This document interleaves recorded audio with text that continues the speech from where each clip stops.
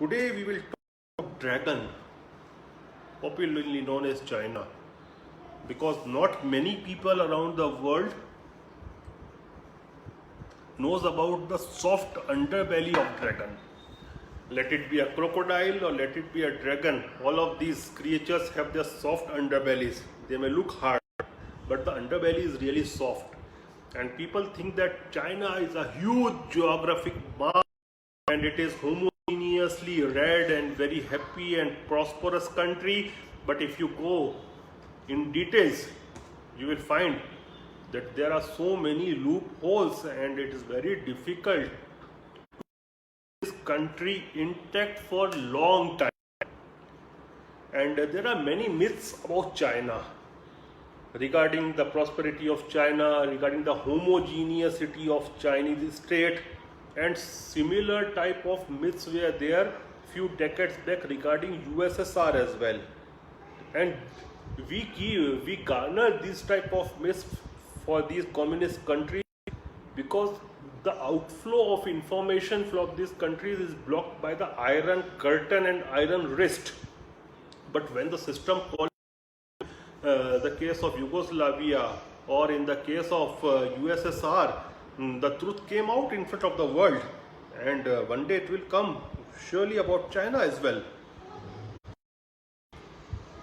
The huge geographic structure of this country, which we call as People's Republic of China, is basically not that huge, because the core of this Chinese race is made up by Han Chinese people. Though Han Chinese people constitute 90% of Chinese population, but geographical landmass wise, if you talk about, they constitute only 1/3 of the total area. They are the dwellers of just 1/3 of the total Chinese landscape. 2/3 are ethnically different, racially different, culturally different, and they have been subjected to the severe form of pressure by the communist regime, by the iron curtain as well as the iron wrist. Let it be the northeast of China or inner Mongolia or Xinjiang or the elsewhere we call as Manchuria, the 3 provinces of elsewhere Manchuria. These all are subjected to pressure, and they are there in the People's Republic of China, a part of People's Republic of China due to muscle and money of the state and not by their own will. These provinces, these areas and the people, they are suffering under the communist iron wrist since decades, and they are struggling there, but we don't know what is going on there. Fortunately, lot of things about Xinjiang we are knowing, about Hong Kong, but not everywhere. And if you talk about classical China, which is made by the Han Chinese race, we call it popularly as Chinese heartland or mainland China. It consists of 18 provinces of China, which are the heartland of the Han Chinese people. And these 18 provinces are Anhui, Chile, Fujian, Gansu, Guangdong, Zhuhai, Hubei, Henan, Zili, Hunan, Jiangsu, Jianzhai, Shaanxi, Shaanxi, Shandong, Sichuan, Yunnan, and Zhejiang. Rest of the portions which they call as autonomous regions. Autonomous region is nothing but they are the regions which are not the main part of the Chinese race. They are not the heartland China. They are not the mainland China. You can compare it with U.S.S.R. Russia was the mother country, motherland was Russia, the rest all Lithuania, then Kazakhstan, Uzbekistan, Azerbaijan, they were not the heartland, they were the U.S.S.R. And similarly, These Chinese call all these areas which are not of Han Chinese origin or not the heartland of China as autonomous regions. And why autonomy? You can understand, because these people do not want to live with China. The history says that they have struggled to come out of China, but they have subjugated by the state or to the state by the Communist Party of China. So we will focus on each of the province, one light upon them. We will start with the province of the autonomous region of Near Mongol or Inner Mongolia. Now what is this Inner Mongolia? It is nothing but basically Mongolia. See, the Chinese empires, or you can say the Han kingdoms built the Great Wall of China to protect their kingdoms from the invasion of Mongolites, Mongol people. So technically, whatever is on the north of the Great Wall of China is Mongolia. And when the Qing dynasty of China collapsed in year 1911, there was Mongolia which wanted to be an independent state, and what they did, they established a khanate under Bogard Khan, who was the descendant of Genghis Khan. Due to the internal politics of Mongolites, some of them went to Beijing for support. And remember, Beijing was not the epicenter of Chinese establishment at that time like today it is, but unfortunately, the Communist Party of China subjugated the southern part of Mongolia, and they created a new state called as Near Mongol or Inner Mongolia, and they call it our autonomous region. Then you have Guanxi. See, Guanxi is located in South China and it is bordering Vietnam. And the Qing dynasty of China recognized it as an independent state till year 1726, and after that they annexed it, and up till year 1880 it was a region of constant revolt and constant bloodshed. And when the Qing dynasty collapsed in year 1911, Guanxi succeeded to form an independent state.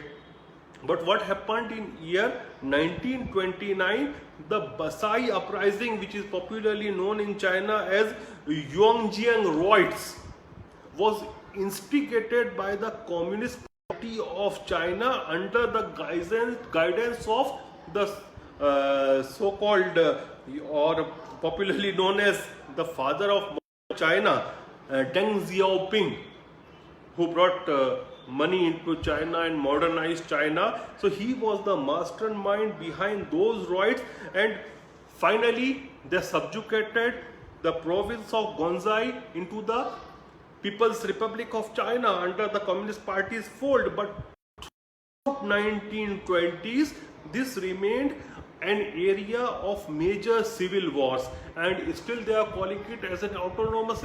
You can understand why, because public is not happy with China there, so they call it as an autonomous region. And I will repeat, whatever is not the heartland of Han Chinese race, they give it a title of autonomous region. And there is big difference between the prosperity and development of the Han Chinese 18 states, 18 provinces, about which we talked some time back, and autonomous regions which are not the motherland of these Han Chinese race. So the concept of one OROB, one road, one belt, is basically whatever they may call for economic reasons or what, but they want to communicate it by infrastructure. They want to join these places to the mainland heartland of Han Chinese race by providing them infrastructure. So the whole concept and whole project of OROB, the mastermind of which is Xi Jinping, is just to keep these provinces under the regime of Communist Party and keep them glued with the 18 provinces which are the heartland of Han Chinese race. Now coming to Xinjiang. Well, about Xinjiang most people know because it is always news centric because of the kind of genocide of the Uyghur Muslim community which China is doing in that province which they call as autonomous region. And what are these Uyghurs? Uyghurs are also Chinese. Basically, these people are a Caucasian race and they have cultural similarities with Indo-Iranian people. They are basically Turkish Mongol people and Mughal India. During the times of Mughals, India had more connection with Xinjiang than Chinese ever had. The Qing dynasty brought Xinjiang under its control, and it was doing the same thing with this region what the Communist Party of China is doing today, that is changing of the demographies. What they used to do those times, they are doing it even today.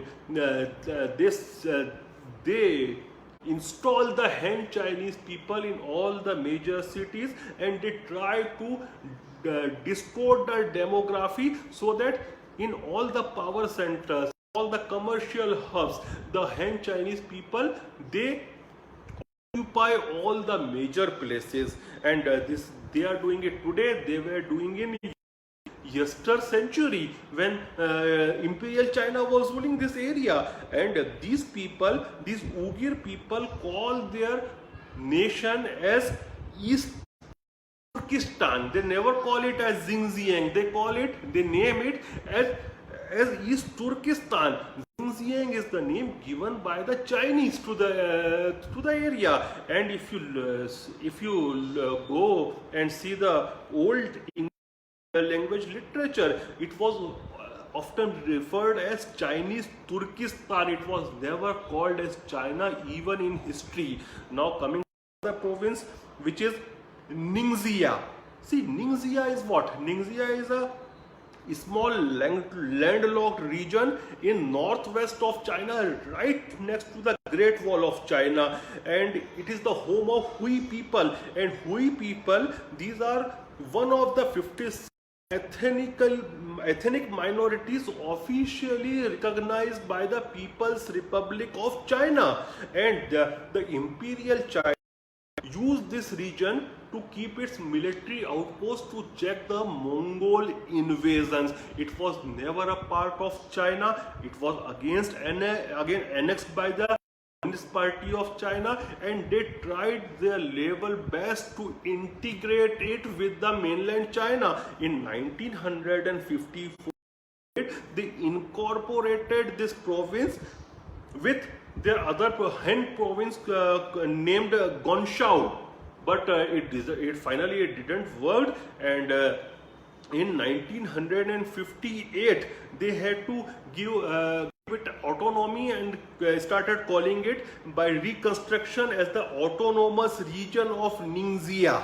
Then coming to Tibet, which we all know, all heard about because of our connection with Dalai Lama, the exile government of Tibet, which is based in our Dharmshala. Yet another story of Chinese and communist expansionism. See what these Chinese did after annexation of Tibet. They divided it into two parts. One is they call it as Zhejiang, which contains as well, and another one they call it as Qihai. Qihai is on the another side of Himalayas and comparatively closer to the mainland. But the Tibetan government in exile in India, in Dharmshala, the map they present for their future country, which has the capital as Lhasa, it constitutes of both the regions, that is Zhejiang as well as Qinghai.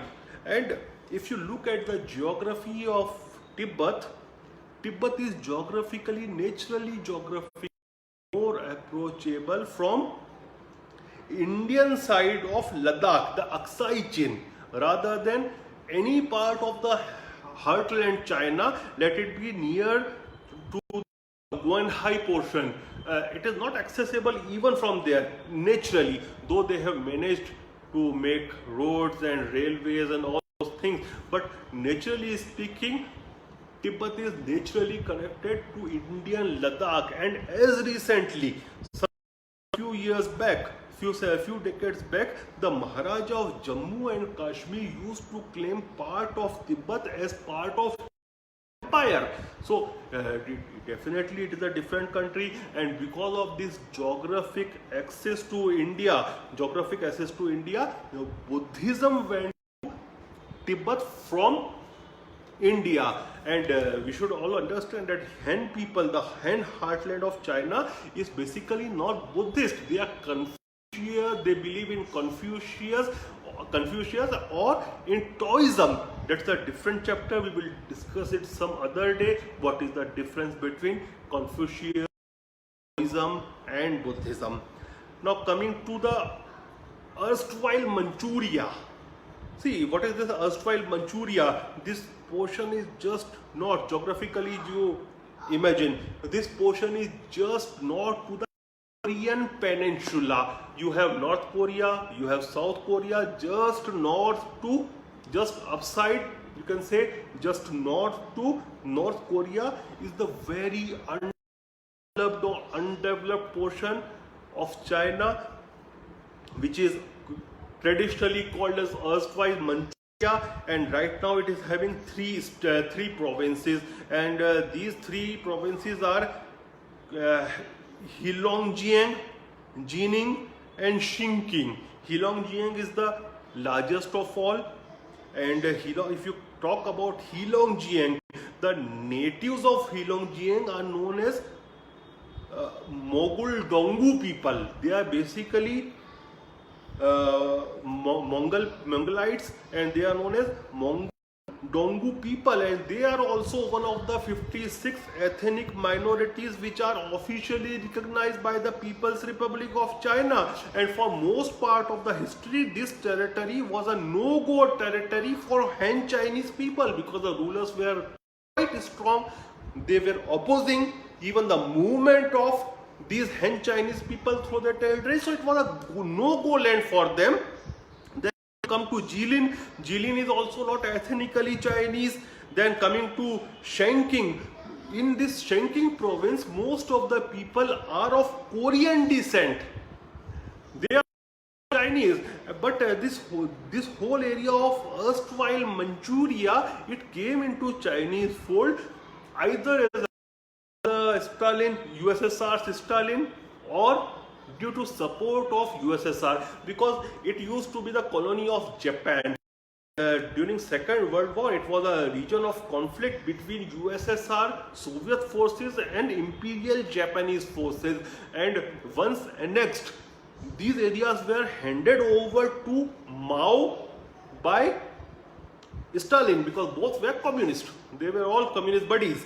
So it was handed over by Stalin to Mao, and this is the reason it came under the fold of China, under the fold of Communist Party of China or People's Republic of China. Now coming to Hong Kong, we all are seeing what's going on in Hong Kong. Though Hong Kong is basically composed of 90% plus Han Chinese people, but since it was handed over by Great Britain in 90s, People's Republic of China, and the people of Hong Kong has tasted freedom and freedom of speech and liberty and all these democratic value under the rule of.